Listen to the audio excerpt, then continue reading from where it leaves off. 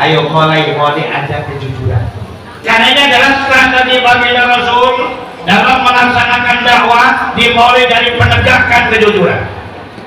Kepala rumah tangga kalau jujur, suami jujur, istri tenang. Betul? Termasuk kalau istri jujur, suami juga tenang. RT jujur, rakyatnya tenang. RW jujur, rakyatnya tenang. Pengurus masjid jujur, jamaahnya tenang. Makanya kejujuran sangat penting. Jangan sampai kayak belum lama saya ceramah di daerah Bekasi, tabligh akbar, wanitanya pesan nama saya, Kiai, tolong ceramahnya masalah persatuan ya. Saya nanya, emang kenapa? Ini pengurus masjid lagi berantem.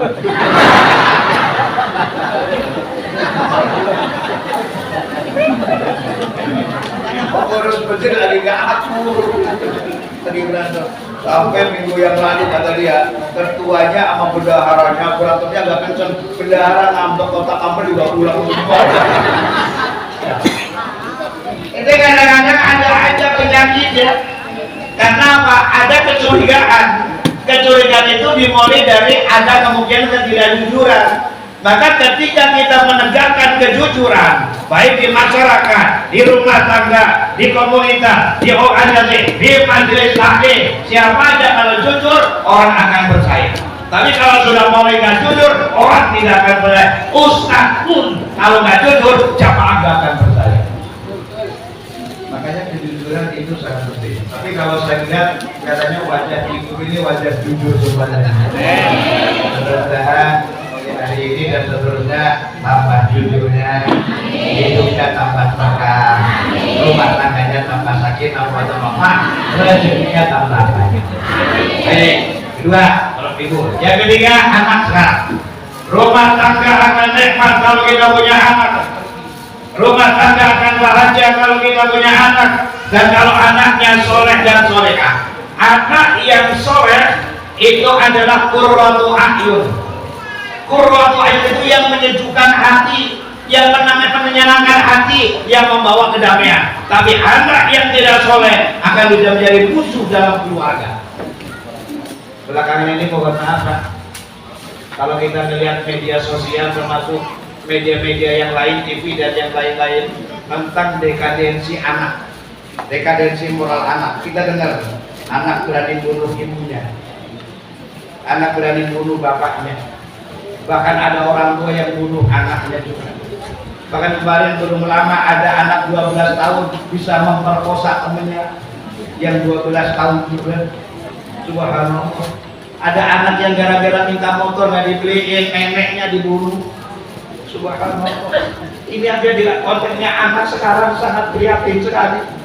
Sangat sedih kaitannya dengan anak. Subhanallah. Karena apa? Pengaruh media sosial, pengaruh handphone ini sangat buruk. Bukan handphonenya buruk, tapi pengaruhnya yang sangat buruk. Handphone itu adalah alat, tergantung siapa yang pakai. Kalau yang pakai orang baik akan menjadi kebaikan.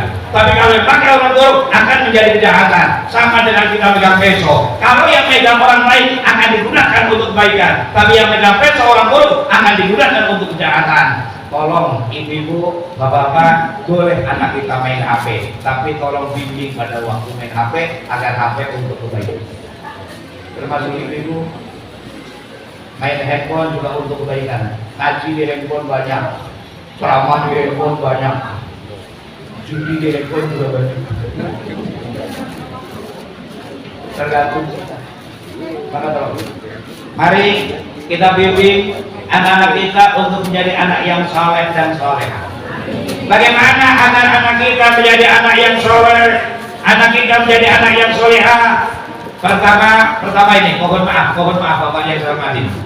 Jadilah orang tua contoh yang terbaik kepada anaknya. Contoh. Jangan banyak nyuruh kepada anak, tapi tolong memberikan contoh kepada anak. Contoh ini. Yang penting dulu berantem dulu mari. Sorok masjid, sorok masjid. Bahasanya sorok masjid. Berarti anak lagi berisik di rumah, diusir pindah ke masjid.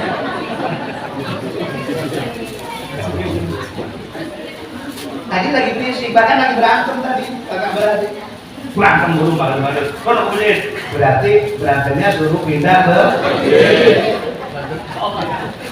Maka di masjid akhirnya banyak anak-anak berisik dan berantem. Pengurus masjid puyeng. Pengurus masjid sedih. Akhirnya pengurus masjid akhirnya ngomel. Padahal anak di masjid aslinya nggak boleh ngomelin tuh. Aslinya. Karena apa? Pengenalan anak sedini mungkin kepada masjid. Kenalan karena masjid nggak boleh diomelin. Cuman masalahnya berisik. Pengurus masjid lagi sholat kan udah ganggu. Puji-pujian sama itu ganggu sama anak-anak. Punya pengurus masjid emosi marah mulu. Anak zaman sekarang dimarahin beda dengan anak dulu. Kalau anak dulu dimarahin diem. Anak sekarang dimarahin jawab. Begitu anak berisik di masjid, emang kenapa? Gak boleh berisik. Orang disuruh, Pak siapa yang nyuruh? Bapak gua. Kok bapak lagi nyuruh? Ya kan tadi lagi bersih di rumah, disuruh pindah ke masjid. Berarti orang tua gak bisa menjadi contoh. Orang tua bisa teladan. Akhirnya bisik, beda sama di gereja. Saya dulu waktu kuliah S1 penelitiannya di gereja. Saya kuliah S2 penelitiannya di luar Jakarta. Kemudian saya kuliah S3 penelitiannya di luar negeri saya. Kuliah S3 penelitian di luar negeri, salah satu hasil penelitiannya begini. Salah satu hasil penelitiannya. Ternyata anak itu lebih cenderung meniru kepada orang daripada dia disuruh oleh orang. Anak lebih cenderung meniru kepada orang yang terdekat daripada dia disuruh oleh orang yang terdekat. Ibu banyak nyuruh tapi nggak memberikan contoh, anak nggak akan percaya kepada ibu. Sholat. Anaknya sholat, ibunya minta. Jangan harapkan anak itu. Jangan harapkan. Makanya yang benar, yuk kita sholat. Anak maghrib, yuk kita sholat. Ayo. Jangan maghrib, sholat. Anaknya lalu sholat. Nonton. Jadi hasil penelitian saya, orang Kristen metodenya agak beda orang Kristen. Kalau hari Minggu mereka rapi anaknya, kemudian mau berangkat ke gereja mau gini, nah ini hari Minggu, yuk ke gereja, ayo ke gereja. Berarti apa? Diajak oleh orang tuanya. Setelah di gereja mereka duduknya jejer, anak orang tua, maka anaknya nggak berisik. Kenapa? Saya beberapa kali masuk ke gereja lagi kebaktian dalam konteks pendidikan, tenang anak itu. Kenapa? Karena anaknya duduknya orang tuanya yang tenang. Kalau di masjid kita kan anak ngumpul sama anak. Dimanapun anak ngumpul sama anak mesti berisik, itu mesti. Makanya yang bagus anak didampingin orang tua. Akan itu berarti apa? Orang tua menjadi teladan. Sehingga ibu-ibu yang berbahagia, jadikan anak kita adalah investasi terbesar sampai akhir hayat kita. Jangan sampai anakmu nggak bisa sholat, jangan sampai anakmu nggak bisa doa, jangan sampai anakmu nggak bisa baca Quran. Karena apa? Kalau anak kita soleh, setelah kita meninggal dunia, investasi terus ada doa dari anak kita yang mendoakan kita terus. Amin ya robbal alamin. Ada dulu kisah kecil. Rasulullah dakwah didampingi oleh dua sahabat lewat kuburan. Begitu lewat kuburan, Rasulullah mendengarkan ada tangisan jeritan orang disiksa di alam barzakh. Akhirnya Rasulullah lari tanpa ngomong dengan sahabatnya. Sahabatnya kemudian ikut lari, ketinggalan di belakangnya. Pulang dari dakwah, dua sahabat bisik-bisik. Tadi pagi Rasulullah lewat kuburan ini lari duluan. Yuk sebelum kita ditinggal kita lari. Kemudian lari duluan dua orang sahabat. Rasul malah gak lari. Akhirnya sahabat nanya, ya Rasul, tadi waktu berangkat saya ditinggal, pulangnya saya biar gak ditinggal duluan. Malah Rasul gak lari. Ada apa? Oh ya, begitu kita berangkat, kuping saya gak tahan mendengar cerita orang disiksa di alam kubur. Kuping saya nggak tahan mendengar tangisan orang disiksa di alam kubur. Kuping saya nggak tahan mendengar rintihan orang lagi disiksa di alam kubur. Maka saya lari. Alhamdulillah yang dengar hanya Rasul. Kalau sahabat itu dengar, maka nanti kita juga dengar. Kalau kita ada dengar, kita nggak berani lewat juga. Maka sekarang di kuburan di Jakarta kan aman-aman aja kan, karena nggak pada dengar. Malah ada juga pacaran di kuburan. Karena nggak dengar. Seandainya dengar, mereka mesti nggak berani pacaran di kuburan.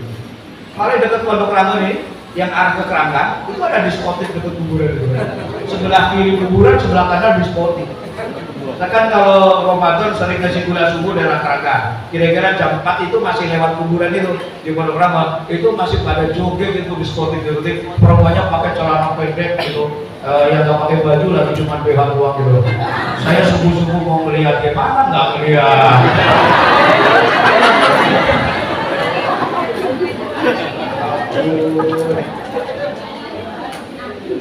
Agak serba salah. Nggak melihat di depannya, melihat dosa, baru niat puasa. Baik. Akhirnya apa? Rasul mengatakan dia. Pada waktu pulangnya kenapa Rasul nggak lari? Padahal sudah lari duluan. Lalu dia pulangnya sudah nggak ada cerita, sudah nggak ada tangisan, sudah nggak ada rintihan.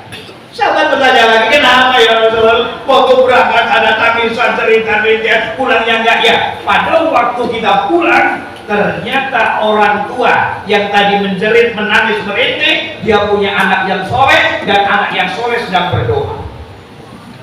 Dia punya anak yang soleh sedang berdoa dan doanya Allah kabulkan, khusus mendoakan orang tuanya yang ada di alam barzah. Kemudian Allah perintahkan pada malaikat turun ke alam barzah itu, ringankan siksa orang di alam kubur berkat doa dari anak yang soleh itu. Akhirnya malaikat turun, dibuanglah siksanya berkat doa dari anak yang soleh. Berarti apa? Anak yang soleh sangat berarti. Rugi Pak. Walaupun anak kita juara 1 sekolahnya, tapi kalau nggak bisa sholat rugi. Walaupun anak kita ranking 1, tapi kalau anak kita nggak bisa baca Quran, rugi. Walaupun anak kita punya prestasi, tapi kalau nggak bisa sholat, rugi kita. Maka adibu auladakum, didik anakmu harus menjadi qurratu a'yun. Mendidik anak yang paling hebat, kata Rasulullah, ada dengan keteladanan, dengan uswah, jadilah contoh yang terbaik. Mudah-mudahan Bapak dan Ibu mulai hari ini bisa menjadi contoh yang terbaik dalam rumah tangga. Dan rumah tangga kita anaknya soleh dan solehah. Ini anak. Terakhir masyarakat sekarang, kehidupan sehari-hari di masyarakat. Pertama suami tadi udah saya singgung, istri juga sudah. Istri masih ingat kan kewajibannya apa? Berapa kewajibannya? Apa? Ya. Sudah turut sama suami. Ibu wajib masak apa enggak? Wajib nyuci apa enggak? Wajib ngepel apa enggak? Wajibnya apa? Wajibnya? Jadi kalau suami nyuruh ngepel, ini pintar nih, ibu ngaji sebentar udah tahu ya. Sekarang kehidupan kita di masyarakat. Bapak Ibu dan Saudara, wa ma arsalnaka illa rahmatan lil alamin.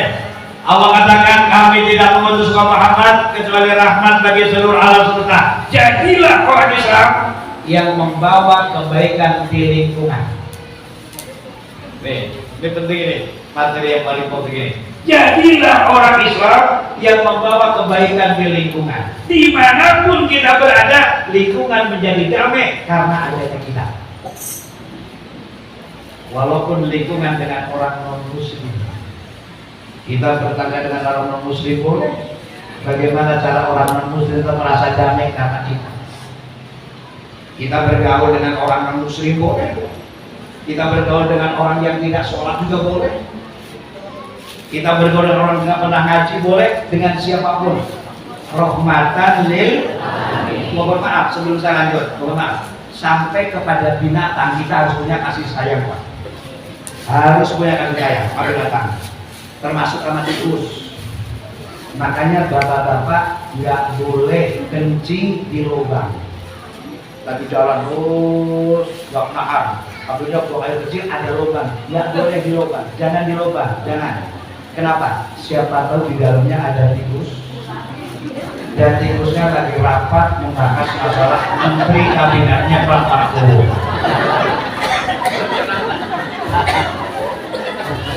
Tikus lagi rapat asik-asiknya, tahu-tahu tikusnya ngamuk ini, nggak mendung, nggak hujan, kok banjir. Ini namanya nggak peri kebinaan. Apa binatang pun harus kasih sayang. Kita tahu ceritanya, ada orang pelacur yang bisa masuk surga karena dia kasih makan sama kucing. Berarti apa kasih sayang dengan binatang? Berarti apa tumbuhkan dalam jiwa kita untuk bisa membuat kedamaian dimanapun kita berada. Sehingga Bapak Ibu dan Saudara, bagaimana untuk tubuh itu? Pertama, Jangan ada kesombongan di antara kita, jangan sombong. ibu-ibu jangan sombong. Yang kaya aja nggak boleh sombong, apalagi miskin. Miskin, siapapun orang kalau sombong pasti orang pada nggak suka, Pak. Yang kaya sombong tetap nggak suka, apalagi miskin. Jangan sombong, jangan sombong. Gak usah bedanya mendatang sama pribumi sama. Gak ada bedanya Arab dengan non-Arab sama. Yang bedakan hanya ketakwaannya. Maka jangan sampai ada kesombongan. Siapapun kita jangan sombong. RT gak boleh sombong, RW gak boleh sombong, lurah gak boleh sombong, presiden pun gak boleh sombong. Jabatan hanya sebentar. Jangan sombong. Ini pertama. Maka Allah paling gak suka kepada orang sombong. Yang pintar juga gak boleh sombong. Baca Quran yang bagus, sombong gak boleh. Apalagi gak bisa baca Quran.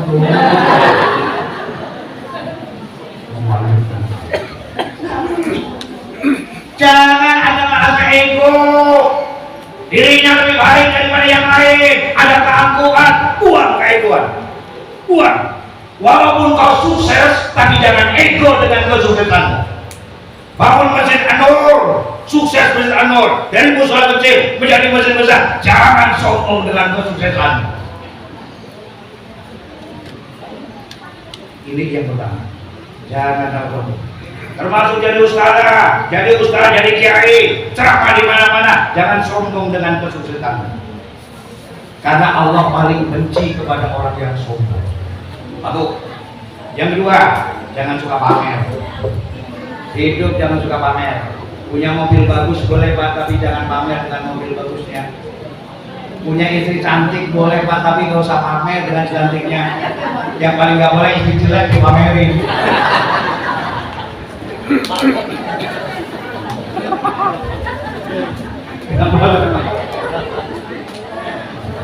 Orang pamer itu sering stres, makanya mohon maaf ibu baru beli tas mamanya, mohon maaf, beli tasnya bagus, mamanya mahal. Kemudian ibu ngaji, kan ibu kalau ngaji mesti bawa tas kan, karena pulangnya buat tahu kue.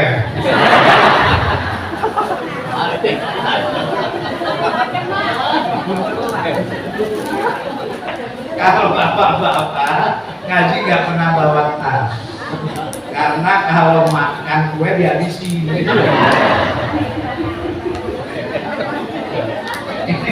Ini kehebatan ibu-ibu. Ibu nggak bisa makan enak kecuali ingat. Oh, itu hebatnya ibu gitu kan. Ibu di mana-mana kalau makan enak mesti ingat. Kalau bapak-bapak makan enak dihabisin. Makanya ibu-ibu kalau ngaji mesti bawa tas. Oke, apa-apa. Nah, tasnya baru betul ya. Baru mahal lagi kan. Karena baru mahal kan kepengen ditanya sama sebelah. Ini beli di mana? Harganya berapa? Sampai pulang gak ada yang nanya.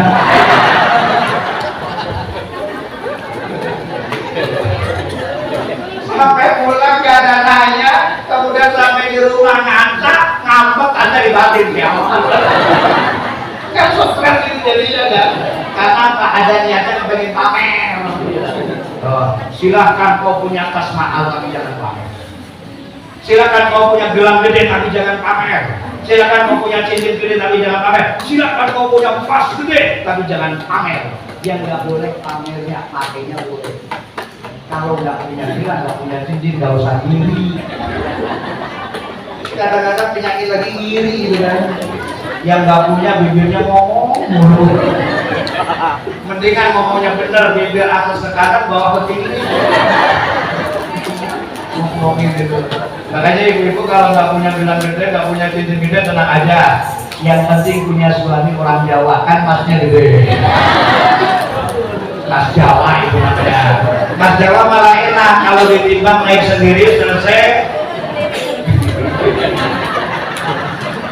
Hilangkan penyakit diri, jangan pamer, jangan itu pamer. Termasuk yang pintar baca Quran jangan pamer, termasuk yang sholawat pintar jangan pamer, yang suaranya bagus jangan pamer, yang ibadahnya maksimal jangan pamer. Karena setan akan menggoda orang-orang yang ibadahnya maksimal agar dia menjadi orang yang tidak ikhlas dalam ibadahnya. Saya tiap tahun bimbing haji, termasuk tahun kemarin masuk bimbing haji. Ada jamaah saya, bukan apa, pensiunan dari Kopassus. Dia lagi padat-padatnya bisa mencium Hajar Aswad.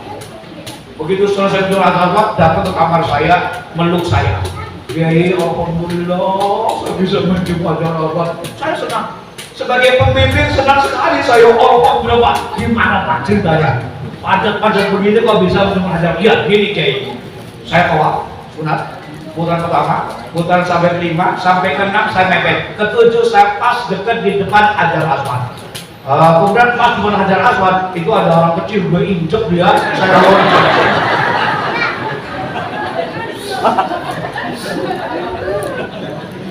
Gue injek, saya loncat, saya bilang salam. Kata saya, astagfirullah. Yang tadinya senyum, saya akhirnya manyun. Astagfirullah. Sampai orang itu nanya, kenapa pagi kok sedih? Bukan sedih, ada yang keinjek itu loh. Bapak dolim. Dolim, kenapa? Kebahagiaan dengan cara penderitaan orang lain. Kau raih kebahagiaan, tapi dengan berbuat penderitaan pada orang lain. Silahkan kau bahagia, tapi jangan membuat orang lain menderita. Sampai diinjek. Saya yakin hidup sampai sekarang itu, kata saya begitu, sampai sekarang itu masih marah-marah. Ente harus minta maaf apa yang diinjek. Kalau gimana minta maaf, orang juga gak akan tahu.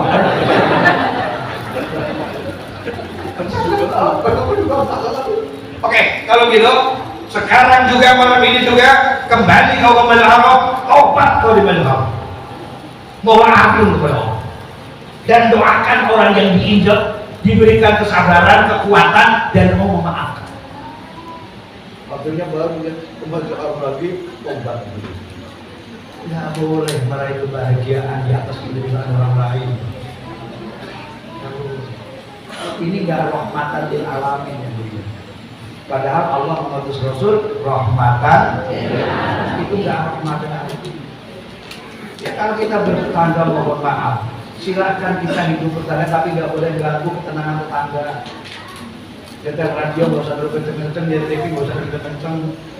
Karena apa? Kalau ternyata masuk, kalau beli durian, kalau nggak dikasih tetangga nggak usah dimakan di rumah. Bener ini. Beli durian atuh dimakan di rumah, kulitnya dibuat ke emper tetangga. Ini nggak rahmatan lil alamin. Kalau kira-kira mau beli durian yang banyak, tetangga dibagi. Kalau nggak bisa bagi, makanya disuruh ditawa. Ternyata jangan ganggu ketentraman rumah tangga, dengan orang lain, termasuk buang sampah dan yang lain-lainnya, harus rahmatan lil alamin. Baginda Rasul subhanallah, ada contoh yang paling hebat, contoh yang bisa kita teladani, di mana baginda Rasul sebelum wafat ada seorang pengemis buta. Pengemis buta tiap hari di pinggir jalan, kebetulan pengemisnya paling benci kepada Rasul. Pengemis buta benci sama Rasul. Kalau ada orang ngasih kue, dia ngomong begini, Siapa aja kasih itu dibilangin, jangan percaya sama Muhammad. Muhammad bohong. Dia ngaku-ngaku jadi nabi. Dia tukang sihir. Dia bawa agama baru. Siapa aja yang ngasih duit dia mau ngambil. Satu saat Nabi Muhammad ngasih duit. Ngasih duit, akhirnya dia buta. Jangan percaya sama Muhammad. Muhammad tukang bohong. Muhammad agama baru. Muhammad Quran orang kaya orang gila. Jangan percaya. Tapi Nabi Muhammad dia dari itu ngasih duit. Tapi setiap ngasih duit mesti diomongin. Kira-kira kalau kita ngasih sama pengemis dimarahin besok ngasih lagi apa enggak?